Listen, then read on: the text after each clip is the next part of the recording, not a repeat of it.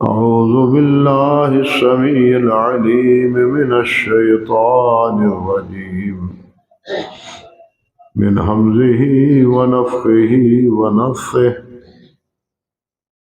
بسم الله الرحمن الرحيم قل أعوذ برب الناس ملك الناس إله الناس من شر الوسواس الخناس الذي يوسوس في صدور الناس من الجنة والناس سبحان ربك رب العزة عما يصفون وسلام على المرسلين والحمد لله رب العالمين. محترم معزز سامعین کرام، عزت مآب میری بہنوں اور بیٹیوں، گزشتہ خطبے میں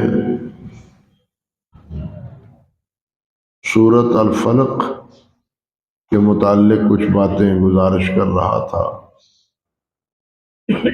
اور اسی کے مناسبت سے میں نے یہ مناسب سمجھا کہ سورۃ الناس کے بارے میں بھی کچھ باتیں گوش گزار کر دی جائے۔ بات تو اصل تعوذ کی چل رہی تھی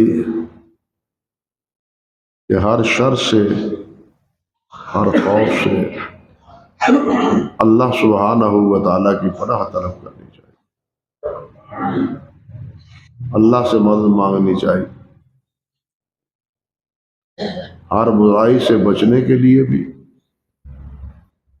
اور ہر نیکی کے کرنے کے لیے بھی اللہ سبحانہ و تعالیٰ سے مدد مانگنی چاہیے۔ اور جو شر و فساد ہے دنیا میں، اس سے محفوظ رہنے کے لیے اللہ رب العزت کی پناہ طلب کرنی چاہیے۔ سورۃ الفلق میں دنیاوی اعتبار سے جو مضرات ہیں، نقصان کے باعث چیزیں ہیں، ان سے پناہ کا ذکر ہے۔ دنیا میں انسان مخلوق میں جو شر ہے، خواہ انسان ہو، جن ہو، حیوانات ہوں، حشرات الارض ہوں، کیڑے مکوڑے ہوں، سب شامل ہیں۔ ان کے شر سے بچنے کی التماس اور دعا اور اللہ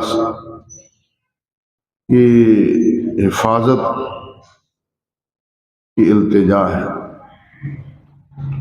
اور پھر اسی طرح رات کے اندھیرے میں چور اچکا ہو یا اسی طرح کوئی اور نقصان دہ چیز ہو تو اس سے پناہ طلب کی گئی۔ پھر جو جادوگر ہیں، گرہوں میں، گانٹھوں میں پھونکے مارتے ہیں، یہ جادوگر ہوں یا اسی طرح دوسرے نمبر پر حاسد ہوں، ان کے شر سے پناہ اللہ سبحانہ و تعالیٰ کی مانگنے کا تذکرہ ہے۔ من شر النفاثات فی العقد ومن شر حاسد اذا حسد۔ اب دوسری جو صورت ہے سورۃ الناس، اس میں دینی نقصانات سے بچنے کے لیے اللہ کی پناہ کا ذکر ہے، دنیاوی نقصانات سے بچنے کا اور دینی نقصانات سے بچنے کا اللہ سبحانہ و تعالیٰ سے التجا ہے کہ ہمیں یا اللہ ہمارے دین کو بھی محفوظ رکھ، ہماری دنیا کو بھی محفوظ رکھ۔ خلاصہ دونوں کا یہ دنیا کو بھی محفوظ، ہم دنیا میں بھی ہر شر سے بچے رہیں، اور دین کے بارے میں بھی ہر شر سے اللہ ہمیں بچائے رہے۔ چنانچہ اللہ رب العزت کا ارشاد ہے، قل اعوذ برب الناس، کہیں اے میرے نبی محمد صلی اللہ علیہ وسلم، میں پناہ طلب کرتا ہوں جو لوگوں کا رب ہے۔ رب کے معنی عموماً پیدا کرنے والا کہا کیا جاتا ہے، پروردگار کیا جاتا ہے۔ کسی حد تک یہ پروردگار کا لفظ پیدا کرنے سے زیادہ وسیع ہے، کیونکہ پروردگار کے لفظ میں پیدائش سے لے کے زندگی کے تمام مراحل بلوغت تک پروان چڑھانے کے جو کا مفہوم ہے وہ رب میں شامل۔ اللہ پیدا ہی کرنے والا نہیں ہے، بلکہ انسان کی ضروریات کو بھی اللہ سبحانہ و تعالیٰ بتدریج پورا کرتا ہے۔ شکم مادر میں سے لے کے شیر خارگی کا دور ہو، پھر چھوٹی عمر میں چلنے کا مرحلہ ہو، یا اس کے بعد بلوغت کا مسئلہ ہو، ان تمام مراحل سے گزارنے والا اور بلوغت کے مرحلے تک پہنچانے والا وہ اللہ سبحانہ و تعالیٰ، اللہ کے علاوہ کوئی بھی نہیں۔ تو سب سے پہلے فرمایا قل اعوذ برب الناس، حالانکہ یہاں ناس کیونکہ مسئلہ لوگوں کا ہے اس لیے ناس کا لفظ فرمایا، ورنہ اللہ تو رب العالمین۔ سورۃ فاتحہ میں ابتدا میں یہی بات، الحمدللہ رب العالمین، ہر تعریف کا وہی سزاوار ہے جو ساری کائنات کا رب، جو ساری کائنات کی وہ پروان چڑھانے والا، نشو و نما کرنے والا ہے۔ انسان حیوانات ہی نہیں بلکہ یہ درخت، جڑی بوٹیاں اپنے اپنے مدار میں اور اپنے اپنے دائرے میں ان کو پھلتا اور پھولتا ہوا، لہلہاتا ہوا لوگوں کی نگاہوں میں کرنے والا بھی اللہ وحدہ لا شریک ہے، اور کوئی بھی نہیں۔ انسان اور جن ہی نہیں، فرشتے ہی نہیں، کئی بار عرض کر چکا ہوں کہ ہر چیز اللہ کے علاوہ اللہ کی مخلوق، اللہ کے علاوہ کوئی چیز بھی نہیں ایسی جو اللہ کی مخلوق نہ ہو۔ حتیٰ کہ امر واقعہ یہ ہے، میں بتلا چکا ہوں کہ یہ جو ہم بولتے ہیں فعل ہے ہمارا، ہم کام کرتے ہیں، چلتے ہیں، پھرتے ہیں، یہ ہمارا عمل بھی اللہ کی مخلوق ہے۔ اللہ ہمیں یہ کرنے کی توفیق دیتا ہے تو ہم کرتے ہیں، دیکھنے کی بھی، بولنے کی بھی، سننے کی بھی، چلنے پھرنے کی بھی، یہ سب اللہ سبحانہ و تعالیٰ کی توفیق پر مبنی۔ انسان کی مرضی کیا ہے؟ انسان تو اپنی مرضی سے کچھ بھی نہیں کر سکتا۔ جب اللہ سبحانہ و تعالیٰ کسی ایک عضو کو ڈیمیج کر دے، انسان 100 اس کے بارے میں ہیلے باندھنے، ہیلے اور چارہ جوئی کرے، بالکل بیکار ہو کے رہ جاتے۔ ساری کوششیں وہ ساری کی ساری دھری کی دھری رہ جاتی ہیں۔ اللہ سبحانہ و تعالیٰ نے فرمایا کہ ہم انسان کو طاقتور بناتے ہیں، تنومند بناتے ہیں، جوان بناتے ہیں، قوت دیتے ہیں، اور اس قوت پر یہی انسان بڑا نازا ہوتا ہے۔ لیکن پھر وقت آتا ہے کہ قوت کے بعد ہم بڑھاپا بھی دیتے ہیں، اور پھر اس بڑھاپے کا کوئی علاج نہیں ہوتا، کوئی یاقوتیے ہیں، کوئی کشتے، کوئی ادویات اس بڑھاپے کا ازالہ نہیں کر پاتے۔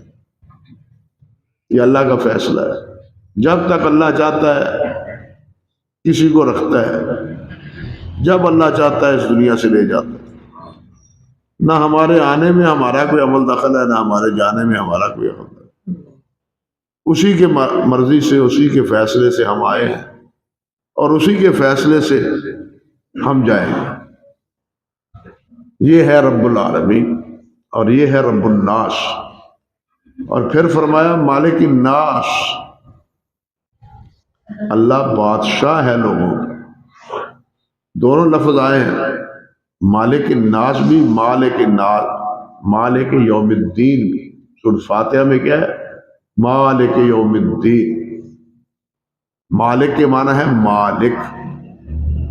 ہر بادشاہ مالک نہیں ہوتا، وہ کسی اور بڑے کا بنایا ہوا اس علاقے کا بادشاہ اور نمائندہ ہوتا ہے۔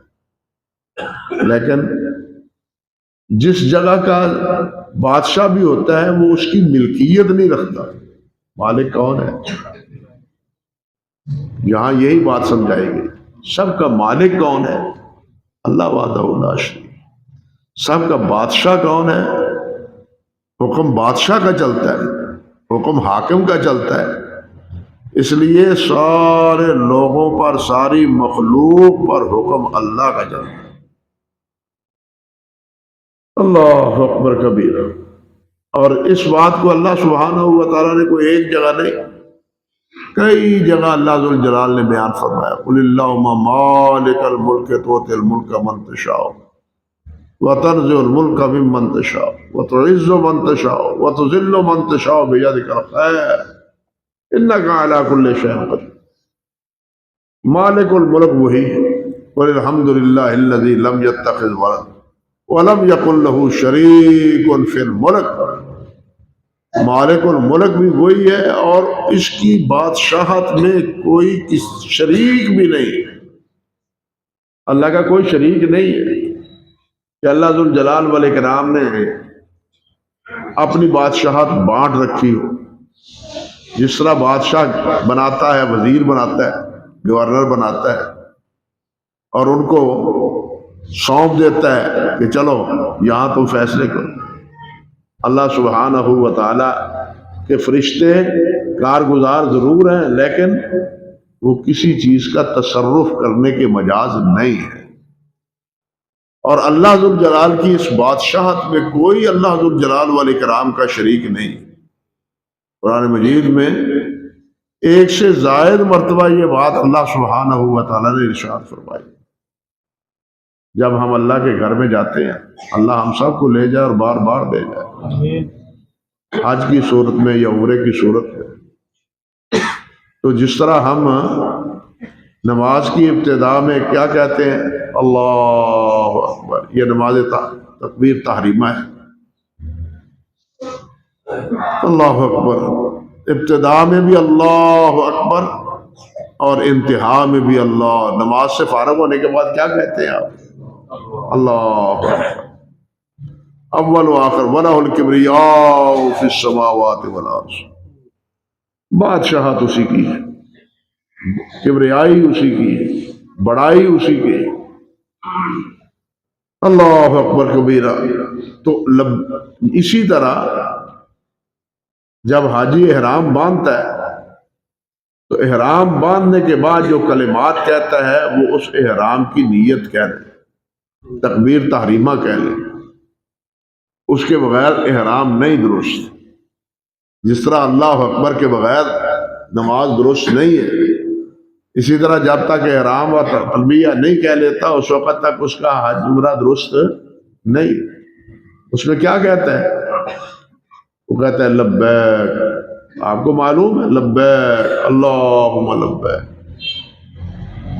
اور یہ صحیح بات یہ ہے کہ لطف اس وقت ہی آتا ہے جس وقت انسان یہ جملے کہہ رہا ہو اور اللہ سبحانہ و تعالیٰ کے سامنے اللہ کے گھر کے حاضری کا تصور ہو کہ مولا کریم تیرے بندے ابراہیم نے کہا تھا لوگو آؤ اللہ کے گھر میں آؤ، اللہ کے گھر کا حج کرنے کے لیے آؤ۔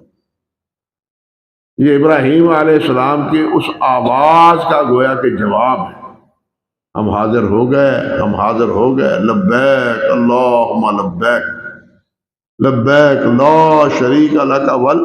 لا شریک لک لبیک ان الحمد والنعمت لک والملک لا شریک لک۔ حمد بھی تیرے لیے، نعمتیں بھی ساری تیری، بادشاہت بھی ساری تیری، تیرا شریک نہیں۔ اب لبیک بھی کہتا رہے، اور لبیک کہنے کے بعد پھر کہے کہ جناب یہاں کا اختیارات تو فلاں بزرگ کو اللہ نے دے دیا، وہ جو چاہے کرے، فلاں ہستی کو یہ اختیارات دے دیے۔ یہ اتنا گھنونا مسئلہ ہے کہ بہت ہی گھن آتی، حتیٰ کہ لوگوں نے یہاں تک لکھا ہے کہ سورج بھی طلوع ہوتا ہے تو شیخ عبد القادر جیلانی سے اجازت لے کے طلوع ہوتا ہے۔ آپ اندازہ کریں گمراہی کی انتہا کیا ہے۔ سوال تو یہ ہے کہ شیخ عبد القادر جیلانی سے پہلے سورج طلوع نہیں ہوتا تھا؟ سورج اس وقت غروب نہیں ہوتا تھا، اس وقت کون تھا؟ اب تو تم نے یہ عقیدہ بنا لیا جو خالص مشرکانہ عقیدہ ہے۔ ان بزرگوں کے سے پہلے سورج نکلتا تھا یا نہیں نکلتا؟ وہ میں خالد آباد میں تھا، اللہ اکبر کبیرہ، یہ غلہ منڈی کی مسجد میں، تو یہ سامنے ایک مولوی صاحب صبح کا درس دیا کریں، اور اس میں جناب بڑے ہی اپنے سرور سے اور اپنے لطف سے کہیں، جاگ فقیرہ جاگ تو، جاگ فقیرہ جاگ کھتیاں چڑھ آئیاں، جاگ فقیرہ کھتیاں چڑھ آئیاں، نبی دے دربار تے سجدہ کرے آئی۔ اللہ اکبر۔ پھر میں نے بھی درس میں عرض کیا، میں نے کہا اللہ تعالیٰ تو فرماتا ہے کہ یہ سورج ہو، یہ چاند ہو، یہ ستارے ہوں، یہ سب مجھے سجدہ کرتے ہیں۔ اللہ تو یہ فرماتا ہے، ہمارا مولوی یہ کہتا ہے۔ اب آپ بھی فیصلہ کر لیں کہ اللہ کی بات مانے یا مولوی کی بات مانے۔ دربار نبوی پر سجدے کا مسئلہ نہیں ہے، ہر چیز سجدہ اللہ ذوالجلال کو کرتی ہے، ہر چیز۔ انسان تو مرض امتحان میں ہے کہ یہ واقعتاً یہ بھی اللہ کے سامنے سر بسجود ہوتا ہے یا نہیں ہوتا۔ اپنے اپنے دائرے، اپنا جو اللہ سبحانہ و تعالیٰ نے ان کا سجدہ گاہ بنایا ہے، سجدے کا طریقہ بنایا ہے، وہ سب اللہ کی ثنا خوانی کر رہے ہیں۔ وَإِن مِّن شَيْءٍ إِلَّا يُسَبِّحُ بِحَمْدِهِ۔ کوئی چیز ایسی نہیں ہے جو اللہ کی تسبیح نہ کہہ رہی، خواہ وہ جاندار ہو، خواہ وہ بے جان ہو، خواہ وہ شجر ہو، خواہ وہ حجر ہو، خواہ مٹی اور راکھ ہی کیوں نہ ہو، ہر چیز اللہ کی تسبیح کہہ رہی۔ وَلَٰكِن لَّا تَفْقَهُونَ تَسْبِيحَهُمْ، لیکن تم ان کی تسبیح کو نہیں سمجھتے، ہمیں معلوم نہیں ہے۔ یہ جو چیزیں ہمارے سامنے یہ بچھی ہوئی ہیں نا، یہ بھی تسبیح کرتی ہے۔ وَإِن مِّن شَيْءٍ، اللہ نے فرمایا کوئی چیز ایسی نہیں۔ اسی لیے تو اللہ ذوالجلال نے فرمایا نا، تم سب نہ کرو نا میری تسبیح، میرا کیا بگڑتا ہے؟ نہ کرو تو کیا میری تسبیح کرنے والے کو کم ہے؟ فرشتے کم ہے؟ فرشتوں کی گنتی وہی ابھی تک پوری نہیں ہو رہی جو ایک دفعہ رب کے دربار کا، رب کے عرش کا طواف کر لیتا ہے، دوبارہ ابھی تک اس کو موقع نہیں ملا۔ نبی علیہ السلام نے فرمایا دوبارہ اس کو موقع نہیں ملا، اتنی مخلوق ہے فرشتوں کی، اور وہ سب کے سب ایسی تسبیحات کرتے ہیں کہ پھر تھکتے نہیں، تسبیحات کرتے ہیں۔ ہم تو تھک جاتے ہیں، آرام کرتے، سو لیتے، وہ سوتے نہیں ہیں، تھکتے نہیں ہیں، بس ان کی یہی ڈیوٹی ہے کہ تم تسبیح کیے جاؤ۔ اس لیے انسان نہ بھی کرے تو اللہ کا کیا بگڑتا ہے؟ اللہ ان تکفروا انتم ومن فی الارض جميعا فإن اللہ غنی عن العالمین۔ سب کافر مشرک بن جاؤ، اللہ تم سے بے نیاز، تمہاری تسبیحات سے بے نیاز، تمہاری نمازوں سے بے نیاز، تمہاری تحمیدوں سے بے نیاز۔ اللہ تمہاری تسبیح و تحمید کا محتاج نہیں ہے۔ یہ جو تم کرو گے تو تمہارا اس میں فائدہ ہے، میرا کوئی نقصان نہیں۔ اللہ اکبر کبیر۔ تو اللہ ذوالجلال والاکرام کے گھر میں حاضر ہوتے ہوئے یہ پھر کیا ہوتا ہے؟ جب گھر میں داخل ہوتا ہے اس وقت بھی تربیہ لوگ پڑھتے نہیں ہیں، تربیہ پڑھتے نہیں ہیں، گونگے بن کے جاتے ہیں، لیکن جو ہی بیت اللہ میں داخل ہوتے ہیں، حجر اسود کی طرف بڑھتے ہیں، تربیہ بند، گویا کہ گھر میں حاضری ہوگی، گھر میں حاضری ہو گئی۔ تو یہ ہے ہر معتمر اور حاجی وہ یہ کہتا ہے ان الحمد والنعمت لک والملک، ان الحمد والنعمت، حمد تیری ہے، نعمت تیری ہے، ملک تیرا ہے۔ اللہ کے گھر میں کھڑا ہو کے ساتھ کہتا ہے لا شریک الگ، تیرا کوئی شریک نہیں ہے، لیکن پھر بھی اگر شریک بنائے تو پھر اس سے بڑا جھوٹا کون ہے جو رب کے سامنے رب کے گھر میں کھڑے ہو کے کہتا ہے لا شریک الگ، پھر بھی شریک بناتا ہے۔ اللہ اکبر، اللہ سمجھ دیا۔ اللہ ذو الجلال فرماتے ہیں الہ الناس، جو لوگوں کا معبود ہے، الہ ایک ہے یاد رکھو، لیکن لوگوں نے بہت سے آلہہ بنا رکھے۔ کفار نے کیا کہا تھا اجعل الآلہۃ الہ واحدہ، ہمارے اتنے معبود ہیں، لات ہے، عزا ہے، حبل ہے، منات ہے، فلاں ہے، یہ سارے چھوڑ دیں، ایک ہی کو کی پرستش کریں۔ باقی جتنے ہیں وہ آلہہ ہیں، الہ بنائے ہوئے ہیں، معبود بنائے ہوئے ہیں، لیکن وہ ایک الہ ہے، لا الہ الا اللہ، اللہ کے علاوہ کوئی الہ نہیں۔ یہاں بھی یہ فرمایا الہ الناس، جو رب ہے، جو مالک ہے، وہی اس کا مستحق ہے کہ اس کی عبادت کی جائے۔ جو کسی چیز کا خالق رب نہیں ہے، جو مالک نہیں ہے، وہ عبادت کا بھی مستحق نہیں ہے۔ بات سمجھے؟ عبادت کا مستحق وہ ہے بالکل اسی طرح جس طرح سورۃ فاتحہ میں الحمدللہ رب العالمین الرحمن الرحیم مالک یوم الدین، پھر کیا ایاک نعبد و ایاک نستعین، جب ساری حمد اللہ کے لیے ہے کیونکہ وہ رب العالمین ہے، سارے جہانوں کی کو پروان چڑھا رہا ہے، وہ الرحمن الرحیم، اس کی رحمانیت اور رحیمیت ہی کا نتیجہ ہے کہ ساری اپنے بھی اور بیگانے بھی، ماننے والے بھی انکار کرنے والے بھی اس کے دسترخوان سے مستفید ہو رہے ہیں۔ حدیث میں آتا ہے نا، نبی علیہ الصلوۃ والسلام نے فرمایا کہ اللہ ذو الجلال فرماتے ہیں مجھ سے بڑا صابر کوئی نہیں۔ سبنی ابن آدم، شتمنی ابن آدم، کذبنی ابن آدم، شتمنی ابن آدم، یہ آدم کا جایا مجھے جھوٹا کہتا ہے۔ اللہ اکبر کبیرہ، میں کہتا ہوں قیامت آئے گی، یہ کہتا ہے نہیں آئے گی، یہ اللہ کی تقسیم ہے یا نہیں؟ میں کہتا ہوں میں واحد ہوں، احد ہوں، یہ کہتے ہیں اس کا بیٹا ہے، اس کی بیوی ہے۔ شتمنی، مجھے گالی دیتا ہے، اس کو اللہ نے گالی کہا ہے، اس کو جھوٹا کہا ہے، جھوٹ کہا ہے، لیکن فرمایا اس کے باوجود میں ان کو معاف کر دیتا ہوں، درگزر کرتا ہوں اور انہیں رزق دیتا ہوں۔ مجھ سے بڑا صابر کون ہے؟ فیکٹری کا مالک ملازم ایک غلطی کرنے کان سے پکڑ کے باہر نکال دیتا ہے، لیکن اللہ سے بڑھ کے صابر کوئی نہیں، وہ گالیاں بھی سنتا ہے۔ اللہ اکبر کبیرہ، وہ اللہ ذو الجلال والاکرام اپنی تکذیب بھی سنتا ہے کہ مجھے وہ جھوٹا کہہ رہے ہیں، معاذ اللہ ثم استغفر اللہ، لیکن اللہ ذو الجلال سے بڑا صابر کوئی نہیں۔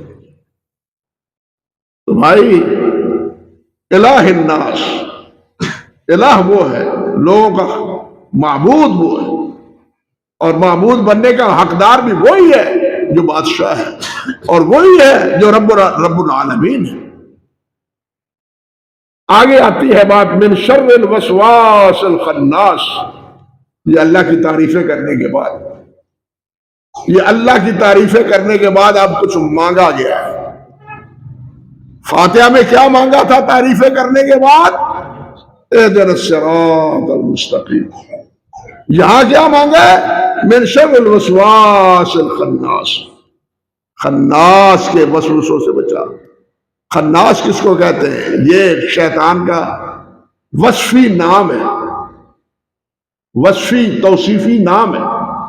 خناس اصل میں کہتے ہیں جو یک بارگی حملہ آور ہو، وسوسہ ڈالے اور پھر پیچھے ہٹ جائے، اس کا نتیجہ دیکھیں کہ وسوسے میں پھنسا ہے یا نہیں پھنسا۔ پھنس گیا تو کہتا ہے میرا کام ہو گیا، اگر نہیں پھنسا تو پھر وسوسہ ڈالتا ہے، پھر وسوسہ ڈالتا ہے۔ اس کو کہتے ہیں خناس۔ یہ خناس ہے جو بار بار وسوسہ ڈالتا ہے، پیچھے ہٹتا ہی نہیں ہے۔ آدم علیہ السلام کو بھی تو وسوسہ ہی ڈالا تھا نا، فوسوس لہم الشیطان۔ آدم اور حضرت حوا علیہ السلام کو وسوسہ ہی ڈالا تھا، آمنے سامنے بیٹھ کے باتیں تو نہیں کی تھی، وسوسے کے ذریعے یہ ایسا محسوس ہو رہا تھا کہ جیسے باتیں کر رہا ہے۔ قسمہ کھانا، قسم کھا کے آنا تھوڑا خیر کھایا، تھوڑا میں تے جا رہا ہے، تسی تو نہ نکلو اتھوں۔ اللہ اکبر کبیرہ۔ آدم علیہ السلام بھی بولے بالے تھے، وہ شیطان کی قسموں پر ورگلائے گئے۔ فوسوس لہم الشیطان۔ نبی علیہ السلام نے فرمایا، حدیث میں آتا ہے، حضرت صفیہ رضی اللہ تعالی عنہ نبی علیہ السلام سے ملنے کے لیے حاضر ہوئی، رات گزر گئی، آپ ان کو ان کے گھر تک چھوڑنے کے لیے حضرت عائشہ رضی اللہ تعالی عنہ کے گھر سے یا معتکف کی جگہ سے آپ ان کو گھر میں چھوڑنے کے لیے تشریف لے گئے۔ کیا دیکھتے ہیں کہ دو نوجوان کھڑے ہیں، دو صحابی کھڑے ہیں، دو صحابی کھڑے ہیں۔ آپ نے فرمایا الا رسلکما، یہیں ٹھہرے رہو، یہاں جانا نہیں ہے تم نے۔ ٹھہر گئے، کھڑے ہو گئے۔ فرمایا یہ میری بیوی صفیہ ہے، سمجھو بات، یہ میری بیوی صفیہ ہے، میں انہیں گھر چھوڑنے جا رہا ہوں، کسی وسوسے کا اور کسی شبہ کا شکار نہ ہونا۔ حضور آپ کے بارے میں فرمایا ان الشیطان یجری من الانسان مجری الدم کمجری الدم، انسان ایسے جسم میں سرایت کرتا ہے جس طرح خون سرایت کر رہا ہے۔ خون چلتا ہے نا، ایک منٹ میں 70 دفعہ، کم سے کم 70 دفعہ خون گردش کرتا ہے جسم میں، احساس ہوتا ہے انسان کو۔ اسی طرح شیطان بھی خون کی طرح سرایت کرتا ہے، انسان کو احساس نہیں ہوتا، اور پھر یہ بھی سمجھاتا ہے وہ کہ میں تیرا بڑا خیر خواہ ہوں۔ تو یہ شیطان اس طرح اثر کرتا ہے۔ حدیث میں آتا ہے نا، نبی علیہ السلام نے ارشاد فرمایا کہ جب اذان ہوتی ہے تو یہ شیطان بھاگ جاتا ہے، اللہ کے کلمات سے، اللہ کی کبریائی سے، قرآن مجید پڑھنے سے شیطان بھاگتا ہے۔ شیطان بھاگتا ہے، شیطونگرے بھی بھاگتے ہیں، وہ بھی پھر مسجدوں میں نہیں آتے، وہ کہہ رہے منو کام ہے جی، میں کام کر کے آیا، وہ یہ بہانہ بنا کے وہ بھی چلے جاتے ہیں۔ اللہ تعالیٰ بچائے ان لوگوں سے۔ اللہ اکبر۔ فرمایا جب اذان ہوتی ہے یہ بھاگ جاتا ہے، جہاں تک اذان کی آواز آتی ہے دور دور دور چلا جاتا ہے۔ جب اذان ختم ہوتی ہے پھر آ جاتا ہے، تم نماز پڑھ رہے ہوتے ہو اور تمہارے دل میں وسوسے شروع کر دیتے، ایک رکعت پڑھی ہے کہ دو پڑھی ہے، دو پڑھی ہیں کہ تین پڑھی ہیں، یہ تسبیح پڑھی ہے یا نہیں پڑھی، رکوع کی جگہ سجدہ، سجدے کی تسبیحات، اور سجدے کی جگہ رکوع کی تسبیحات تو نہیں ہو گئی۔ یہ سارے وسوسے شیطانی ہیں، انسان بھول جاتا ہے، بھولتا بھی ہے، لیکن اس کا ثواب وہی خناس ہے۔ بات سمجھے؟ تو یہ ہے شیطان، جس سے فرمایا من شر الوسواس الخناس، اس خناس سے بچنے کے لیے۔ اور شیطان بڑے وسوسے ڈالتا ہے، اس کے گمراہ کرنے کے بڑے ہی طریقے۔ سب سے پہلے انسان کو کافر اور مشرک بنانے کی کوشش کرتا ہے۔ حافظ ابن قیم اور ابن جوزی رحمہ اللہ نے لکھا ہے، سب سے پہلی کوشش یہ ہوتی ہے کہ یہ دین سے برگشتہ ہو جائے، دین چھوڑ دے، ملحد بن جائے، کافر بن جائے، مشرک بن جائے۔ اگر انسان اس بات میں اس کا کہنا نہ مانے ہو، پھر دوسرا مرحلہ اس کا یہ ہوتا ہے کہ وہ خواہشات کا غلام بن جائے، بدعات کا غلام بن جائے، سنت پر عمل نہ کرے، سنت کی بجائے وہاں توحید کی بجائے کفر اور شرک، یہاں سنت کی بجائے کیا؟ بدعات، اس میں الجھاتا ہے۔ امام سفیان ثوری رحمۃ اللہ علیہ فرماتے ہیں کہ شیطان کے نزدیک انسان کو کسی گناہ میں مبتلا کرنا یہ اتنا پسند نہیں ہے جتنا پسند اس کو کسی بدعت میں مبتلا کرنا ہے، کیونکہ انسان گناہ کو کبھی بھی گناہ سمجھ کے معافی مانگ لے گا، لیکن بدعت کو تو دین سمجھ کے عمل کرے گا، اس سے تو معافی نہیں مانگے گا۔ ایک دفعہ پھنسا تو پھر پھنسا ہی گیا، پھر اس بدعت سے جان نہ چھوٹی۔ اس لیے دوسرا مرحلہ اس کا یہ ہوتا ہے، تیسرا مسئلہ یہ ہوتا ہے کبائر میں مبتلا کرتا ہے، کبیرہ گناہ، نمازیں چھڑا دی، روزے چھڑا دیے، حج چھڑا دیا، زکوٰۃ چھڑا، کبیرہ گناہ، بدکاری کی طرف، چوری کی طرف، سود کی طرف، یہ سارے بڑے بڑے اکبر الکبائر گناہ ان میں پھنساتا ہے۔ اور اس کے علاوہ اگلا مرحلہ یہ ہے کہ افضل کی بجائے مفضول کی طرف وہ لے جاتا ہے۔ ایک کام افضل ہے، دوسرا مفضول ہے، وہ بھی باعث اجر ہے، باعث ثواب ہے، لیکن اتنا نہیں جتنا افضل عمل کا ہے۔ یہ افضل کی جگہ مفضول کرواتا ہے۔ اس کی ایک مثال میں دے دیتا ہوں۔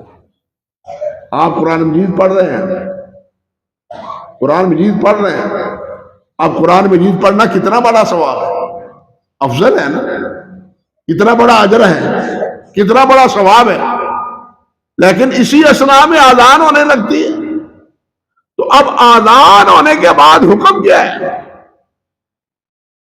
حکم تو سرکار کا ماننا ہے نا، بات سمجھے نا، حکم تو سرکار کا ماننا ہے۔ سرکار نے کہتے ہیں اذا سمعتم المؤذن فقولوا كما يقول المؤذن، جب تم کہو سنو کہ مؤذن اذان کہتا ہے تو پھر تم کیا کرو؟ جو مؤذن کہتا ہے وہ کرو۔ اب قرآن پڑھنا چھوڑ دو۔ اب افضل کیا ہے؟ اذان کا جواب دینا ہے۔ اب افضل اذان کا جواب دینا ہے۔ قرآن مجید پڑھنا بڑا اپنی جگہ پہ بے حد بڑا ثواب ہے، لیکن اب اس کا جو موقع ہے وہ یہاں اذان کے جواب دینے کا حکم ہے۔ اللہ اکبر کبیر۔ آپ دیکھیے کچھ لوگ ہیں صبح کی نماز ہو رہی ہے، پیچھے سنتے پڑھ رہے ہوتے ہیں یا نہیں ہے؟ نماز ہو رہی ہے، فرض ہو رہے ہیں، پیچھے سنتیں پڑھے۔ جی سنتوں کی اہمیت بڑی ہے، سنتوں کا درجہ بڑا ہے، صبح کی سنتوں کا۔ نبی علیہ السلام نے فرمایا رکعتای الفجر خیر من الدنیا وما فیہا، صبح کی 2 سنتیں دنیا وما فیہا سے بہتر ہے۔ وہ اللہ کے بندو، سنتوں کے مقابلے میں فرض کے مقابلے میں سنتوں کی حیثیت نہیں ہے، تو فرض پڑھو، بعد میں سنتے پڑھ لینا، یا سنت کے بعد نکلنے کے بعد پڑھ لینا، لیکن یہ کون کرے؟ اب افضل کو چھوڑ کے مفضول کے پیچھے پڑے ہوئے۔ سنتیں پڑھنا اپنی جگہ ایک اجر ہے، ثواب ہے، بہت بڑے اجر کا باعث ہے، لیکن ان کو چھوڑ کے، یعنی فرض کو چھوڑ کے سنتیں پڑھنا۔ حافظ ابن حزم نے پتا کیا لکھے؟ اتستبدلون الذی هو ادنی بالذی هو خیر۔ اللہ تعالیٰ نے مانو سنوا دیا نا بنی اسرائیل کو، وہ کہنے لگے جی ہمیں تو مسور کی دال چاہیے، ہمیں ساگ پات کا چاہیے، ہمیں تو جناب کیا چاہیے؟ پیاز چاہیے، لہسن چاہیے۔ اللہ نے کیا فرمایا؟ اتستبدلون الذی هو ادنی بالذی هو خیر، جو خیر ہے، بہتر چیز ہے، اس کو چھوڑ کے تم ادنا کی طرف پڑھتے ہو، کیا مطلب؟ تو یہ ہے ادنا اور اعلیٰ، سمجھے بات؟ اسی طرح جو افضل عمل ہے اس کو چھڑوا کے وہ مفضول کے پیچھے لگوا دیتا ہے۔ اللہ تعالیٰ اس کی گمراہیوں سے ہمیں بچائے۔ بہت مختلف ڈھب ہیں ان کے۔ حافظ ابن جوزی رحمۃ اللہ علیہ نے تلبیس ابلیس لکھی اسی وجہ سے کہ وہ تجار کو کس طرح پھنساتا ہے، حکام کو کس طرح پھنساتا ہے، قاریوں کو کس طرح پھنساتا ہے، سخیوں کو کس طرح پھنساتا ہے، مولویوں کو کس طرح پھنساتا ہے، طالب علموں کو کس طرح پھنساتا ہے، اساتذہ کو کس طرح پھنساتا ہے، مختلف طریقے سارے انہوں نے جمع کرنے کی کوشش کی، تلبیس ابلیس کی۔ اللہ سبحانہ و تعالیٰ اس کی ابلیسیت سے ہمیں بچائے، اس کی شیطنت سے ہمیں بچائے، اور اس کے شر سے ہمیں بچائے رکھے۔ اللہ نے فرمایا آگے، الذی یوسوس فی صدور الناس، جو سینوں میں وسوسے ڈالتا ہے، اور ڈالتا کون ہے؟ من الجنۃ والناس، جنوں میں سے بھی اور انسانوں میں بھی۔ انسان وسوسے بھی ڈالتا ہے، انسان بھی کانا پھوسی کرتا ہے۔ جو شیطان نما انسان ہوتے ہیں وہ بھی انسان کو گمراہ کرتے ہیں۔ اللہ ذوالجلال والاکرام نے یہ بات ارشاد فرمائی ہے کہ شیطان ہی نہیں بلکہ انسان نما شیطان وہ بھی گمراہ کرتے ہیں۔ اللہ اکبر۔ اللہ نے فرمایا وَقَذَلِكَ جَعَلْنَا لِكُلِّ نَبِيٍّ عَدُوًّا شَيَاطِينَ الْإِنسِ وَالْجِنِّ، ہر نبی کا دشمن شیاطین انس اور جن دونوں کو بنایا۔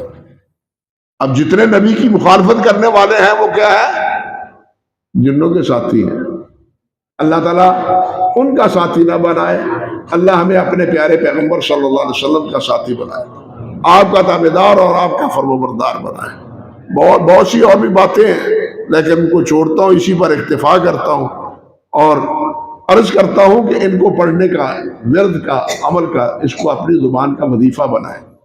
بالخصوص سوتے ہوئے صبح و شام کے وقت تینوں صورتیں، ہر نماز کے بعد ایک ایک دفعہ، یا مغرب اور عشاء صبح کے وقت 3 دفعہ، قل هو اللہ احد، قل اعوذ برب الفلق، قل اعوذ برب الناس، فرض نماز کے بعد۔ اور اسی طرح سوتے ہوئے 3 دفعہ پڑھ کے، جس طرح نبی علیہ السلام کرتے تھے، پھونک مار کے سارے جسد اطہر پر ہاتھ پھیر لیتے تھے سوتے ہوئے۔ اور دوسری بات یہ ہے کہ ہمارے شیخ رحمۃ اللہ علیہ حضرت حافظ محمد گودلوی نور اللہ مرقدہ ورفع درجاتہ، وہ فرمایا کرتے تھے، بات تو لمبی ہے، فرمایا کرتے تھے، تجربات سے بات معلوم ہوئی ہے کہ وہ حضرات نبی علیہ السلام، صحابہ کرام، صلحاء، وہ تو 1 2 3 دفعہ پڑھ لیتے تو عمل پورا ہو جاتا، لیکن ہم گناہگار، ہماری جس وقت تک ان صورتوں کے ساتھ ایک موانست نہیں ہوتی، اس وقت تک یہ اثر پذیر نہیں ہوتی۔ اس یہی وجہ ہے کہ کئی دفعہ کئی صورتوں کی تعیین نبی علیہ السلام نے خود فرمائی ہے کہ یہ اتنی دفعہ پڑھو، اور ان کے بارے میں یہ جو جادو کا اثر ہے، اس کے بارے میں حضرت صاحب فرمایا کرتے تھے کہ روزانہ 200 مرتبہ یہ دونوں صورتیں پڑھنی چاہیے۔ اگر ایک مجلس میں 200 دفعہ نہیں پڑھ سکتا تو ہر نماز کے بعد 40 مرتبہ پڑھ لیا کرے اور دم کر لیا کرے اپنے آپ کو۔ اور یہ چیز میں نے کئی ساتھیوں کو یہ عمل بتلایا ہے جو اس مصیبت میں پھنسے ہوئے ہیں۔ اللہ ذوالجلال والاکرام نے کرم کیا ہے۔ بات صرف یہ ہے کہ اپنے آپ کو مضبوط کرنا اور نبی علیہ السلام کی تابعداری کرتے ہوئے عمل پر مداومت کرنا، یہ مشکل ہو جاتا ہے۔ ہم کہتے ہیں وہ جی پڑھیا پڑھایا سانو لب پوے، پھر پیسے بھی ضائع ہوتے ہیں، وقت بھی ضائع ہوتا ہے، طبیعت بھی برباد ہوتی ہے۔ اس کی بجائے یہ عمل کریں جو اللہ کے نبی علیہ السلام نے کیا ہے، جو اللہ کے نبی نے کیا ہے، اور تجربات سے ثابت ہوا ہے کہ اللہ کے فضل و کرم سے اس سے جادو کا اثر نہیں رہتا۔ اور اگر اس کے ساتھ آیت الکرسی بھی ملا لی جائے تو پھر سونے پہ سہاگا ہے۔ اللہ شیاطین کے اثر سے ہمیں محفوظ رکھے، اللہ ہمیں تابعدار اپنا اور اپنے حبیب علیہ السلام کا بنائے رکھے۔ وآخر دعوانا الحمدللہ رب العالمین۔